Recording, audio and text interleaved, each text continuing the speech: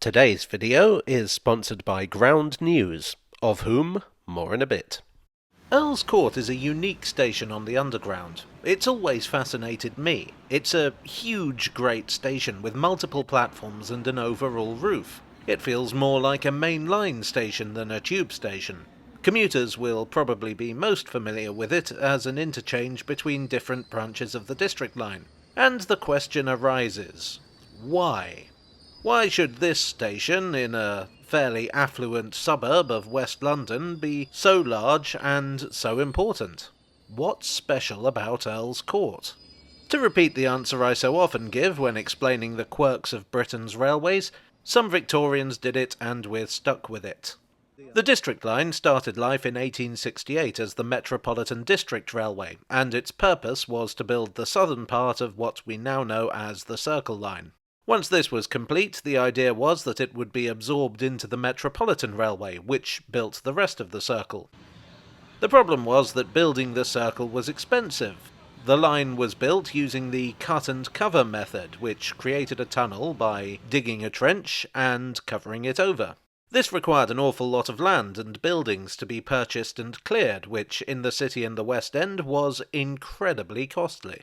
So the district got sidetracked, almost literally, by building new lines to recoup their costs. The first of these was a line to West Brompton, where it could connect with the West London Extension Railway.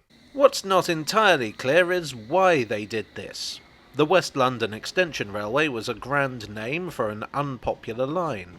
It connected with various other railways in London, and in theory it seems that a line joining it from the Inner Circle line could be very useful indeed.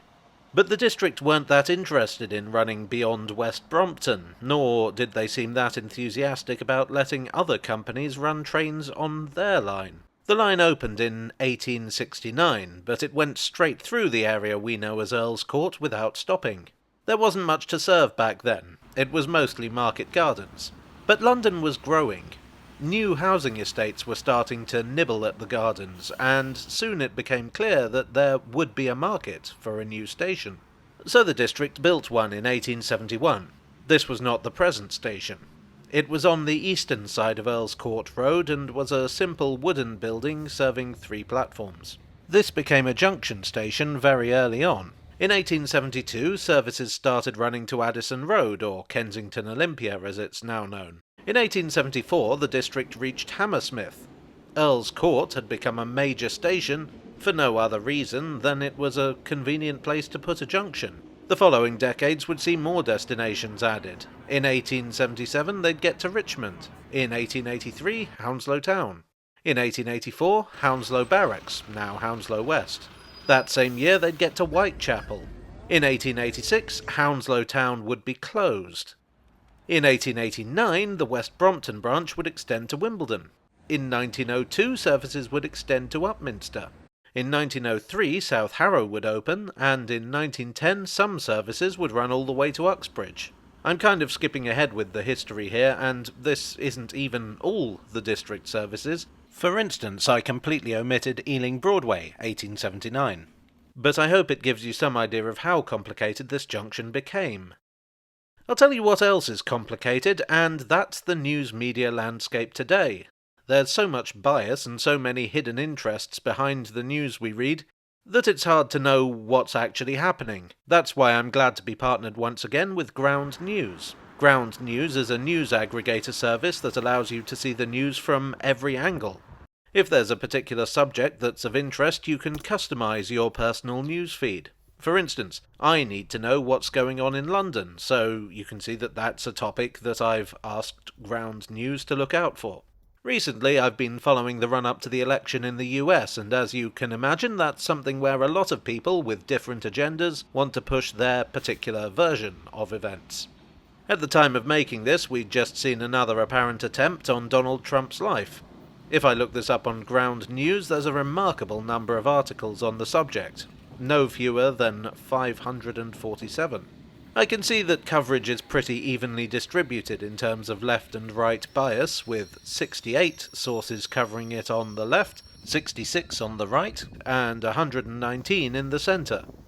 Let's take a closer look. This left-leaning source, HuffPost, goes into the investigation. We can see that this outlet is owned by the Roberts family and the Verizon Communications media conglomerate, and it's listed as being of mixed factuality. Meanwhile, this outlet, simply called News, leans right, is also mixed factuality, and is owned by the Murdoch family. Here, the story emphasises that Trump is safe after his ordeal.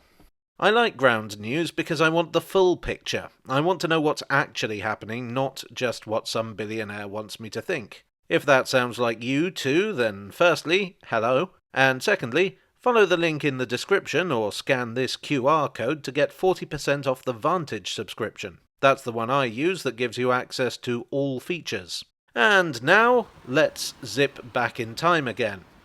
Returning to the 1870s, the advantage of having a wooden station building was that it was cheap. The disadvantage was that it was flammable, and in 1875 the original building burned down. A temporary replacement was put up, but this was also an opportunity for the district. At this time, all the trains were steam-hauled.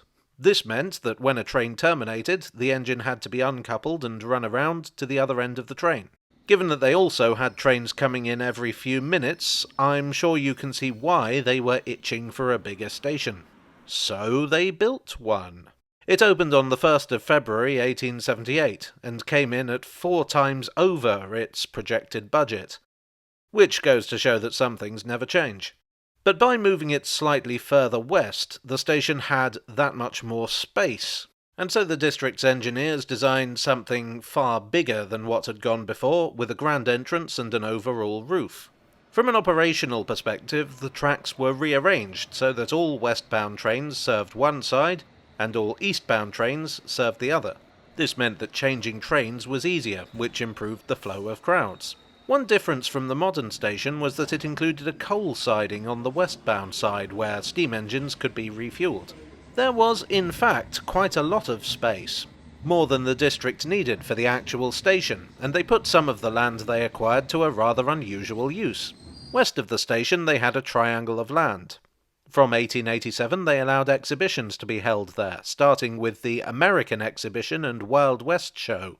The company loved these events because they meant more traffic for evenings and weekends. In fact, to underline the convenience of getting to these events by rail, the District Railway had ticket booths installed on the exhibition site. Earl's Court got an impressive new landmark in 1895 when the Great Wheel was installed for the Empire of India exhibition. The Ferris wheel had made its debut at the Chicago World's Fair in 1893, so this was a novelty for Londoners. The Great Wheel was 308 feet or 94 metres tall and was a popular attraction for several years. It was finally demolished in 1907, but it's commemorated on the canopy at the front entrance to the station. In 1901, the District Railway got a new owner. It was taken over by an American entrepreneur named Charles Tyson Yerkes and his company, Underground Electric Railways of London. The purpose of this takeover was to allow the district to be electrified. This was done between 1903 and 1905. Electric railways were becoming fashionable for commuter services, and the district didn't want to be left behind. Yerkes, for his part, was looking for opportunities to make money in the growing market for underground railways in London. One of his most famous quotes is, "Buy up old junk, fix it up a little, offload it onto some other fellow." In the case of Earl's Court, part of that fixing up involved the installation of the distinctive destination indicators that are now so identified with the station, although they also exist at Gloucester Road. In 1906, a new line arrived on the scene. It was named the Great Northern Piccadilly and Brompton Railway, but you'd know it as the Piccadilly Line. The development of this line is kind of complicated. Well, it's very complicated, in fact. But the part of it that runs beneath Earl's Court was actually the brainchild of the District Railway. The number of trains passing through the station had only continued to increase. And so, Underground Electric Railways of London had considered the idea of building an express line. This would be part of the district, but it would be a deep-level tube line that would bypass most of the stations along the route. This was authorised, and construction even began, but it was eventually combined with 3 other proposals to give us the present-day Piccadilly line. Originally, the express line would surface somewhere between Earl's Court and Gloucester Road, but in its final form, the Piccadilly is beneath the district platforms. So it didn't so much arrive on the scene as under the scene. UERL's architect, Leslie Green, got to work on altering the frontage of the station to reflect the new service. And that, basically, is the frontage we have today. UERL were big fans of innovation, and in 1911 Earl's Court would see the installation of a device that would become essential to the operation of the tube network: the escalator. Up until this point, the only way in and out of the tube was using lifts or stairs. The escalator was a much quicker way of getting large numbers of people where they needed to be. So, from the 4th of October 1911, the Piccadilly line platforms could be reached by means of a moving staircase. In 1933 there was a change of management, as all the lines of UERL were merged into London Underground. I mean, the network had long been known as the Underground, and to be honest, the new management around here was not that different from the old management. But this was when the District Railway ceased to exist and became the District Line. Now, what Earl's Court was most famous for was its exhibition centre. This was basically an upgrade of the old exhibition site and opened in 1937. That year the station had some alterations. The rear entrance on Warwick Road was rebuilt and a walkway was installed to enable better access to the new centre. In 1970 the glass rotunda was added on top, which housed a new signalling centre to coordinate everything between Tower Hill, Ealing and Putney Bridge. By this time Earl's Court was the Clapham Junction of the District Line, with trains arriving every few minutes and potentially going in many different directions. As well as the stuff the commuters saw and the signalling centre, it housed a train crew depot and the District Line's administrative offices. In 2005 the station was given step-free access. The 2010s saw a major refurbishment. As part of a general overhaul of the underground surface lines, of which the district was one, signalling was renewed. This meant that the signalling centre was moved out. However, it was discovered that it was possible to hook the old train describers up to the new signals, so they can still be operated. In 2014, despite protests, the exhibition centre closed down. It has since been demolished and is slated for redevelopment. Still, the station's back entrance remains. In 2019, the station achieved the dubious honour of being named the most polluted station in London. Which is something, I guess. These days, Earl's Court is a blend of old and new. It's a station that wears its heritage on its sleeve. But as the busiest station on the District Line, it's also got to be kept up to date. History can't be allowed to interfere with day-to-day functionality. Still, I think it strikes a pretty good balance, although you may disagree with me during rush hour. But all in all, it's doing all right for a station the District Railway didn't even want to build. Well, I do hope you enjoyed this rotunded tale from the tube. If so, please do leave a like and consider subscribing for more. I would like, as always, to thank my donors on Ko-fi, on Patreon, and here on YouTube for your generous support. You are the rotunda to my entrance. I would also like to thank Ground News for sponsoring today's video. Click the link in the description below to take advantage of their generous offer. And I will see you all again very soon. Cheerio.